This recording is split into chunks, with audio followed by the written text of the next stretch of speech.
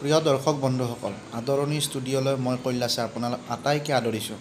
মই আজি দেখাবলৈ লৈছোঁ আপোনালোকক এটা মডেল আৰু VIP বাথৰুমৰ ভিতৰত টাফ এণ্ড গ্লাছ লগাই কিনে কেনেকৈ পাৰ্টিশ্যন দিব পাৰি।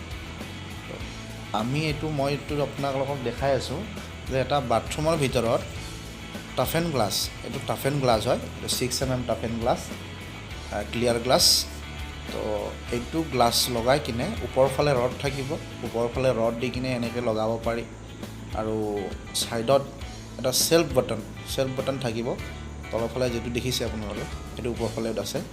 তো এইটো চেল্ফ বাটন লগাই কিনে ইয়াতে মানে গ্লাছখিনি ফিটিং কৰাই দিব পাৰি। গ্লাছ ফিটিং হৈ যোৱাৰ পিছত তলৰ ফালে প্ৰত্যেকে নিজৰ নিজৰ ডিজাইনত দিব পাৰে।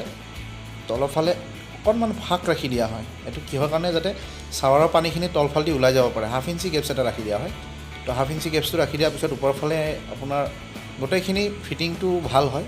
এইটো ষ্টীল এছৰ হেণ্ডেল থাকে, এনেকৈ ছফ্ট ক্ল'জ, স্মুথ হয়। আপোনালোকে দেখিছে এইটো ছাইডত এটা পাটি এটা লগাই দিয়া আছে। এইটো একচুৱেলি ছিলিকন টাইপৰে বস্তু হয়, য'ত গ্লাছৰ গেপবিলাক মাৰে। এইটো ছিলিকন টাইপৰে বস্তুখিনি। তো এনেকৈ মানে কামখিনি কৰোৱা হয়। ইনষ্টলেশ্যন কৰাৰ পিছৰ ভিডিঅ' এইটো। তাৰপিছত এইটো মই আপোনাক দেখাইছোঁ বাকী বাথৰুমৰ ভিতৰখিনি। এইটো তলৰ ফালে আপোনালোকে এইটো দেখিব, এইটো মডেলাৰ বেচিন হয়। এইটো একচুৱেলি ৰেডিমেড আহে, আজিকালি নতুন মডেলো ওলাইছে। তো সেইটোৱে মই দেখাই দিছোঁ। এনেকৈ স্মুথলি এইখন দৰ্জাখন ক্ল'জ হৈ যাব। তো হোৱাৰ পিছত মানে দেখিবলৈ ভাল লাগে আৰু।